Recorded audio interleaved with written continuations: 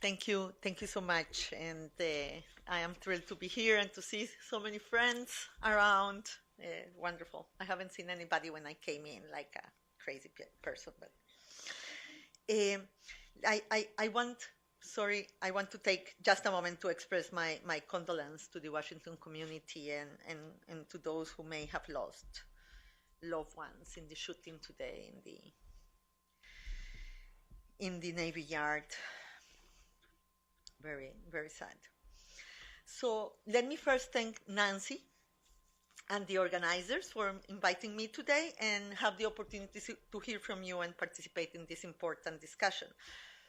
I think that is useful, but I know you tell me. I think that it's useful to tell you a little bit where we are in terms of the process in the UN. Very, very short, but so you know what is the calendar and what are the times that we are looking at. And let me start by reminding everybody that the MDGs were not an intergovernmental process when they came to life. They were not an intergovernmental process before, and they were the Millennium Declaration, and they were not an intergovernmental process after. What it means is that it was not negotiated in the intergovernmental space. So what happened with the MDGs is that they were presented to the leaders in 2000. The leaders of the world agreed to it, so it was a negotiated outcome, but afterwards the targets, the indicators, were not negotiated with anybody. And precisely because of that, it took a long time until we were able to internalize the MDGs in the discourse of development. Even in the UN, people said, no, we don't believe in that. It was a top-down approach, et cetera, et cetera. It was only 5 years after the 2000 declaration that really, if you look at it, the MDGs took some traction. And probably it took almost 10 years. And it's only after 2010 that there was some acceleration in the MDG framework. And it's important to remember that because suddenly we think this process started in 2000, really took 2 years to have the targets and indicators. And around until 2005, 2006, for the systems to start organizing itself for the MDGs to come to the countries.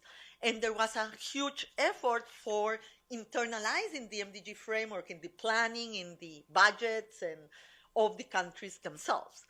And that happened, and just for me not to forget, a lot because we tried, there was an accountability framework for the governments to be held accountable, but also because the civil society started to use the MDG framework to have a high-level dialogue and a more policy dialogue with the government, and also with the international community that had committed also to it. So what is happening right now is that the Secretary General appointed, as you know, a high-level panel that gave their report in May. The report is called A New Global Partnership. The high-level panel was chaired by the Prime Minister of Britain and the presidents of Indonesia and Liberia, and they already finished their work. They put forward a report to the Secretary General.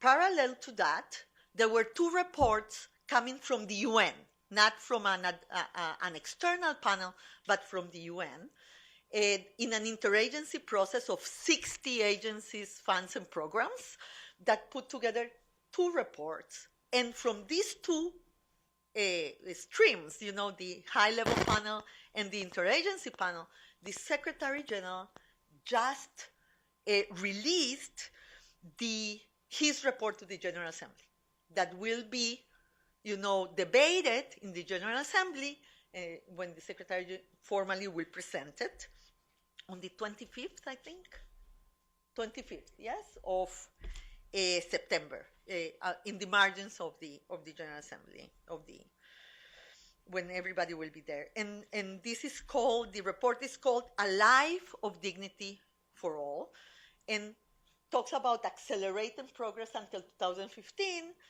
at the same time about the post-2015 framework. So that's the framework of the MDGs, okay? Now, many of you have heard also talking about the Sustainable Development Goals. And that is very confusing, yes?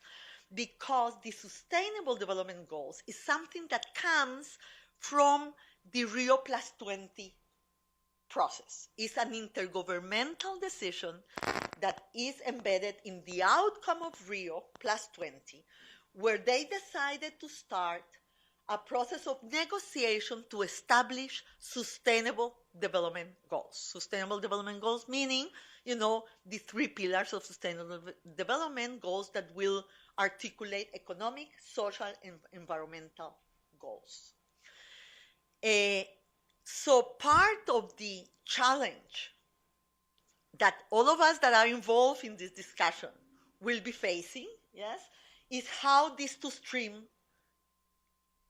get or merge into one development framework after 2015. But we have to be aware that these are different processes. The intergovernmental process is the one that comes from the Rio Plus 20 decision conference in Rio last year. And the MDGs report and high-level panel and interagency is not an intergovernmental process yet. So Rio Plus 20 decided that they want to have sustainable development goals in a post-MDG era that in one development framework. For a while, we were very worried because, in fact, the agreement that we will have one development framework after 2015 was not there. There were, voices and forces, saying that these were two different things, two different actors, two different dynamics. So for a moment, it was possible that we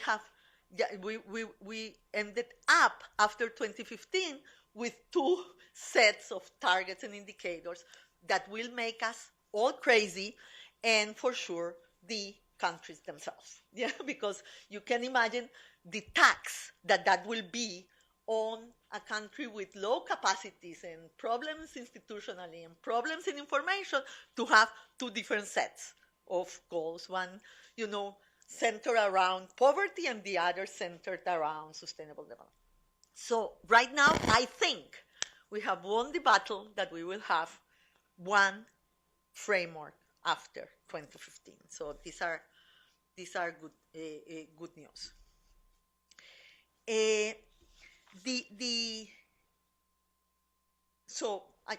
That's where we are.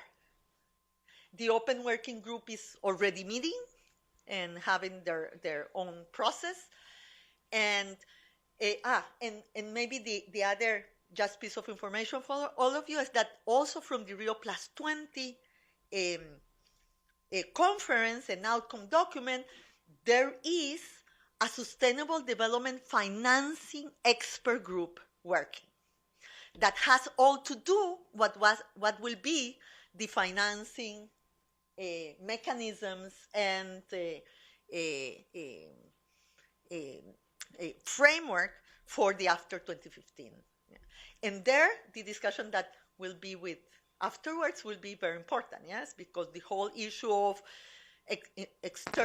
international commitments, but also the mobilization of national resources is pretty much in the table and in the discussions of the expert group. So let me leave that there so we all know the processes. The open working group has to give their report in September 2014. And with the MDG report and the Open Working Group report, the Secretary General will have to launch the process towards the decisions that will have to be taken probably in September 2015 for the post-MDG framework, development framework. Okay, now let me go to the inequalities and what is happening in terms of that discussion and share with you some thoughts, because nothing is really set, yes? There is a lot of time ahead for the discussions, the negotiations, the involvement of think tanks, of NGOs around the world and at the in the national context to try to shape this agenda. But let me share with you what has happened in that discussion. There is enough knowledge around the room, and in the two panels we will see. I won't enter into why inequality from the research point of view, what is the evidence. Let me try to share with you what has happened in the consultations that we have had at the national level and in online. You know that learning from the MDGs, we have launched what I believe is the widest consultation ever that we have had in the UN with citizens at large in the world. That has happened through thematic consultations, through more than 88 national consultations, and through an online platform. And more than 1 million people has given their opinion and have expressed their views on this. And I remember when we were talking about this, the possibility of doing that long ago with some of you.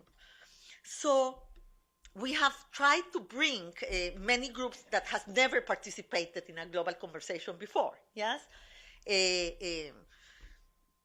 Young people, indigenous, trade unions, entrepreneurs, disabled, homeless, prison inmates. There has been a whole range. Now, the interesting thing from this process is how strong the inequalities issue comes from the consultation. And maybe to say this from the beginning, it really makes you think that you are in a different world than in 2000. In 2000, in the Millennium Declaration, the issue of inequality was there, but nothing happens in terms of goals and targets. Inequality was not in any of the indicators. There was no disaggregation. Everything was monitored through averages. Now, when you hear the voices of this consultation and the discussion around, you feel you cannot do that this time.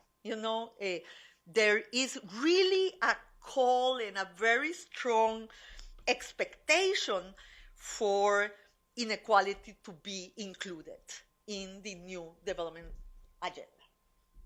Independently of technicalities, because we know it's difficult to measure, we know there are problems with information, but people is expecting, the question of fairness to be included in the framework. And I will try to reason with you a little bit why from a political point of view, but also in how this can be brought to a constructive discussion in the post-2015 framework.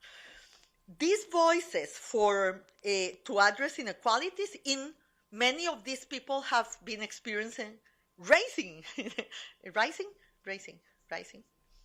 inequalities. If I start to speak in Spanish, you tell me, yes? I will try to go back to English.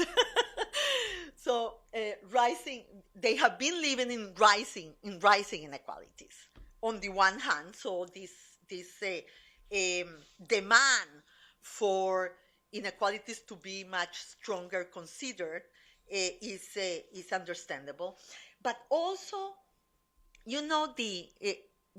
this call for facing inequalities in a much more effective way comes also from the good reasons, from these people that has gone out of poverty, that is starting to be part of the middle classes, but very vulnerable, still very close to the poverty line, yes?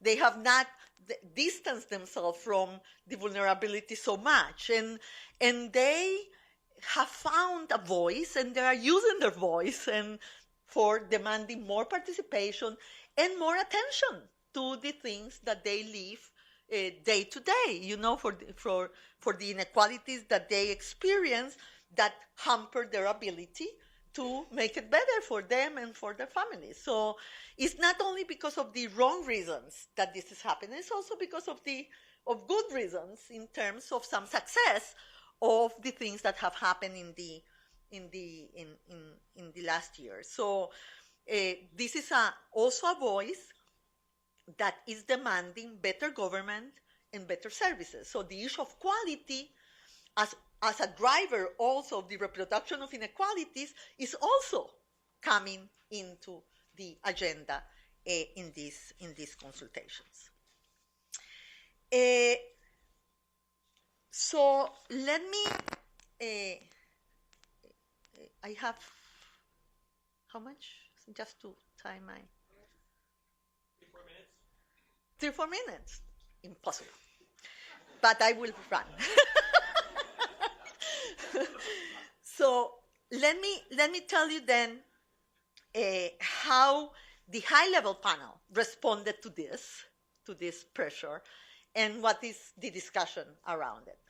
And if you see, I think that this call for inequality have 2 streams that we all know. It's the vertical inequality in terms of income inequality, but it's also horizontal inequalities coming very strongly, into the agenda. The inequality between groups and not only the vertical inequalities. And in the high-level panel, what you find is that the possibility of including income inequality into the proposal was ruled out, was discussed, but is not in. What is in, and the possibility of going to measurements of multi-poverty, multidimensional poverty is not in as such. Yes, the zero agenda, what is called the zero agenda, go to zero extreme poverty, is very strongly the same as universal coverage, that is the same as zero in a way, the opposite. In some of the targets of the present MDGs, that means finish the agenda in a way, that's the call, is very strong in the high-level panel document. But there was no agreement on incorporating a stand-alone goal for income inequality. And the truth is, in this part, I don't know if off the record, but I will say it softly. The truth is that there is no constituency for that, for taking that decision, really. I don't see what is the coalition of forces that will make it possible to have a standalone goal with respect to income inequality. It's true that there are, as I said, there are statistical problems, there are measurement problems, but there is also a political economy problem. And you have to remember that the goals are being presented as universal goals, not only for the developing countries, but for everybody. So there are issues of disbelief, in the sense that many people don't think that really you can put it as an outcome, the inequality, that you have to go for equality of opportunity. In fact, what they decided in the high-level panel is to go for the expression of leaving nobody behind. Yes? But there is this belief of the structural problems that you have to face to put a global goal in terms of income inequality. There is also ideological problems of what that means, in terms of where do you place yourself politically when you advocate for that. And there is also the problem of if it is feasible, if it's a feasible goal. In the poverty side, as I said, the zero agenda is there, and also to reduce in some percentages poverty, total poverty, not only extreme poverty. Now, the good news, in my opinion, and that's a part of the discussion I hope we can have today, is that the horizontal inequality agenda is very, very strong everywhere. In every document that has come out, not only the high-level panel, the horizontal inequalities is right there. So if you think about it, if you can disaggregate all the goals with disaggregated indicators in several categories, you may well have a framework that even if it doesn't have a standalone inequality goal or a multi-dimensional poverty index, will accomplish the same thing if looked in a coherent way. And so there are three categories that are proposed globally that make sense. Gender, no doubt. Gender will have a standalone goal and a cross-cutting disaggregated indicators that will be cross-cutting. Urban-rural gap. And the third one could be the vertical income inequality for the bottom 20% or for the proposal of the bank, the 40%, the lower 40%. And if you look at this as a combination of vertical and horizontal inequalities in each target, we may well have the possibility, if we phrase this well, to have a very strong inequality a framework to address inequality. The way that many of us are thinking about it is that you will have these three aggregated categories at the global level, but you will give the possibility to the countries to be able to have, and let me steal this from you, Nora, to have a commitment to equality within the country where they will disaggregate the goals depending on the main drivers of inequalities within the country. Because it will be very difficult to have all the categories at the global level. So you have issues of ethnicity or of race or of caste in different countries of the world. These may be the main drivers in their specific situations, but that will be like a separate set of goals that the country will set for itself, considering the main drivers of inequality in their specific context.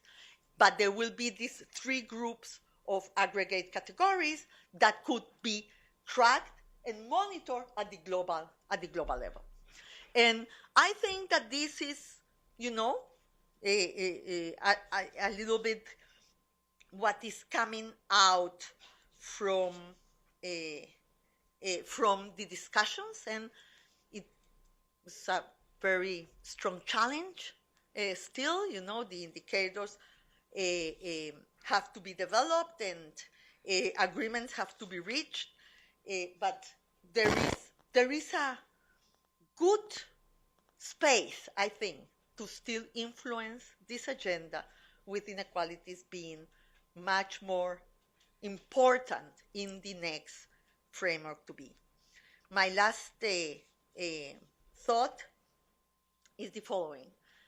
There is also a discussion on inequalities between countries, yes, and this whole issue. I don't want to go into it. We don't have time, but it's something we have to also think about. And probably here there is a worry, and here I think that we have to follow what Rebeca is doing, in the sense that the low-income category of countries will be empty soon. Yes, there is a very small group of countries remaining in that category. The issue that you are considering only one variable, that is the income variable, is being discussed, and this vis-a-vis the category of least developed countries, where only a few countries have graduated, vis-a-vis what is happening in the low-income countries category is also a discussion that is being held. I think that that's a discussion that we have to have with the World Bank, and we will expect the World Bank to come to it. And the last one is how climate change and the peace and governance areas will affect whatever I have talked about. You know, the possibilities of going to zero or in the poverty, or the whole framework is being much stronger considered in the post-MDG era, but also in the sustainable development goals. So the whole issue of conflict and the whole issue of peace is in there. That was not in the framework we have now.